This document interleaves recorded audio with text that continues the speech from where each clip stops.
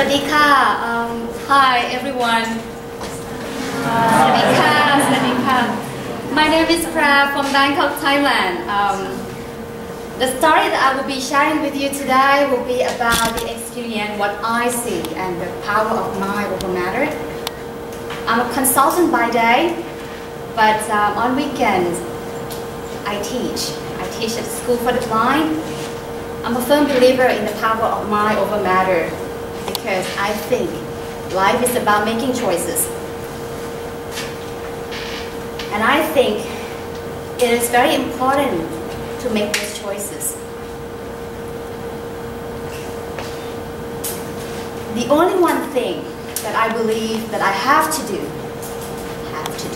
in this lifetime is to die. Other things, it's all about making choices. These are the pictures of the eyes that people consider beautiful. They're big, they're round, they're pretty.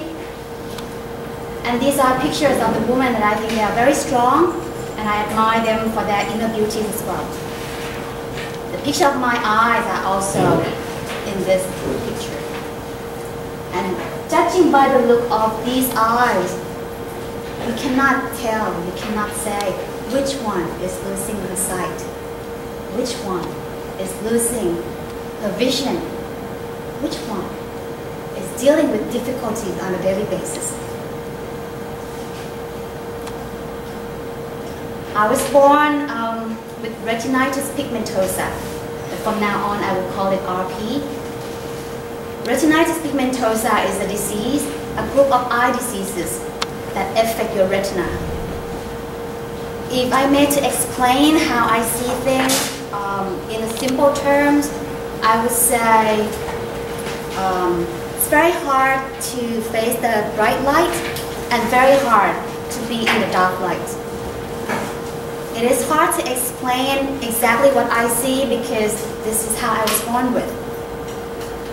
Also, people living with RP, they will have to deal with color blindness, tunnel vision. It's like you're looking through a tube and that's all you see. You don't have peripheral vision, so you don't see things on your side, up here, down here. So my picture frame is about this from here to here. And from here to here. And at the moment, there's no treatment available, there's no cure, there's nothing available, but I still have hope, right? Let me explain to you how our eyes work. This is a picture of how you see the back of the eyeballs. There's a tissue lining, the layer in the back of the eyes. It's in red, right? Yes. Okay. And that is our retina. And our eyes work similar way to a camera. When light is passing through the lens in front of your eyes or passing through the lens of the camera, and then your retina is acting like a negative film to record the picture or the object that you see. People with RP, they were born with an expired film. I was born with a 98 years old vision. So I was born a grandmother since birth. I didn't know that until I was 9 years old. I didn't understand why other people can find things at night. They can play at night. I can't. I would walk into the glass door, fall from the steps, hit my head, accident on a daily basis. But when I was young, that was fun, right? When you fall, you laugh, people laugh at you. We laugh together. But as I get older, it gets harder. It gets harder because it is hard for me to explain what I'm dealing with, what I'm experiencing. And I wish I could make it simple enough so that people understand. But this is how everyone sees, right? It's a drawing from a website that I took with Google Images. And you see that it is simple, that you focus on one thing and then it sends a signal to your brain through your retina. So if your retina is working fine, that's how you see the whole image. But for me, sometimes sometimes it's delayed, and sometimes it doesn't record the picture. And sometimes I thought the step in front of me are 4 steps, because everything I see is flat, there's no dimension. So I would fall. The cane that you saw that I use is not for helping myself to stand. It helps me to identify the object in front of me. So the progress of people living with visual impairments, especially those with RP, it will start with night blindness or color blindness. And then it will lead to tunnel vision. So you have this picture frame of this much. And then eventually it will lead to blindness. So these are my choices. Which one do you think that I choose? Yes. We all have to think positive, because positivity is a form of energy, renewable energy. And yes, it doesn't cost you anything, it is free. So I chose to be happy, and I chose to stay positive. And I tie my happiness to a purpose, a goal, not to a person, a group of people, or things. So I can maintain my happiness, so happiness is in my control. And the reason is, I think I'm very lucky, because my parents are very supportive. They knew that I was born very early. I was born 6 months and 3 weeks old. It was not even 7 months yet. I was born a very premature baby. So they consider me a survivor. I'm a survivor. And knowing that I have RP and there's no cure, they tried their best to support me in everything I want to do in life. I asked them that I want to live alone since the age of 16. So I live alone by myself since then. It was over 20 years now. And I think it is one of the most beautiful things that you have love and support from your family and friends. My experience of my eyes and myself is about learning to maximize all the senses that I have. What are the 5 senses? Sight, touch, taste, smell, and hearing. The first one I'm going to share with you is how I maximize my smelling sense. Have you ever heard the phrase, wake up and smell the coffee? Yes. For my case, it's about waking up and smell the opportunities. You wake up and you smell the opportunities. You think positive, you have a good start. I know that maybe one day I will go blind. What would be the first priority that I would like to do? I want to travel the world. I want to smell the world. So I did. I've been to 30 countries around the world by myself with a walking cane. And everywhere I go, I will ask people to assist me if I need to.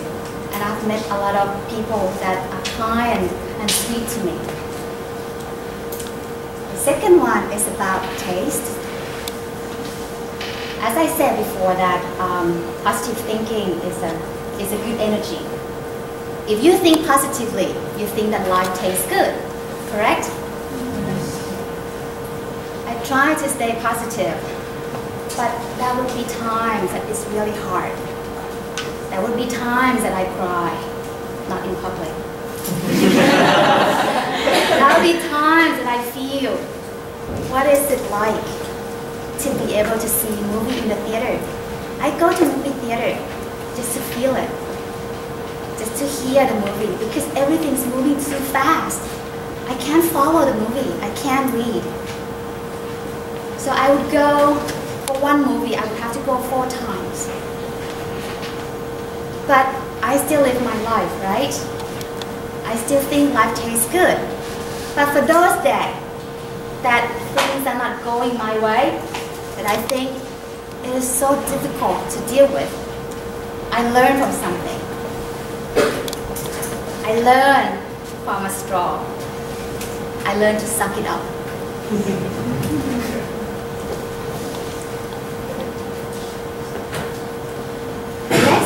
it's about touch. When I know I'm losing sight and it's gradually changing the way I look at the world, I decided to start Little Light Project program 7 years ago when I turned 30. I thought that I have the ability to teach people and guide people, persuade people, motivate people. I want to be able to do that together with friends and people that care about helping other people.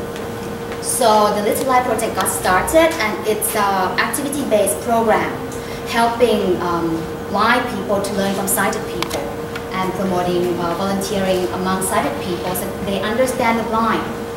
So on weekends, we get together for 1.5 hours. We learn to maximize our senses together using conversational English.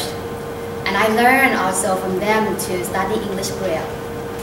And Braille is something that touches me. You know why? Braille is the language that the blind use to communicate, so they touch the Braille. And I remember the moment that I touch the Braille, I feel Braille touches me back. And it touched me deeply because I didn't want to learn Braille because I want to understand Braille. I learned Braille in order to understand the blind. And the girl in this picture, she was 7 or 8 years old back then. She wouldn't want me to teach her unless I understand her language. So she gave me the tools to learn Braille, and she asked me if I could learn Braille in 7 days, then she would believe it. I studied very hard, and within 7 days I was able to do Braille. And I practice it every day if I have time. It's a brain trick, kind of memory trick that you can learn, counting in numbers, the Braille positioning in your head. And it's fun. And as I said, it's the language that will touch you back.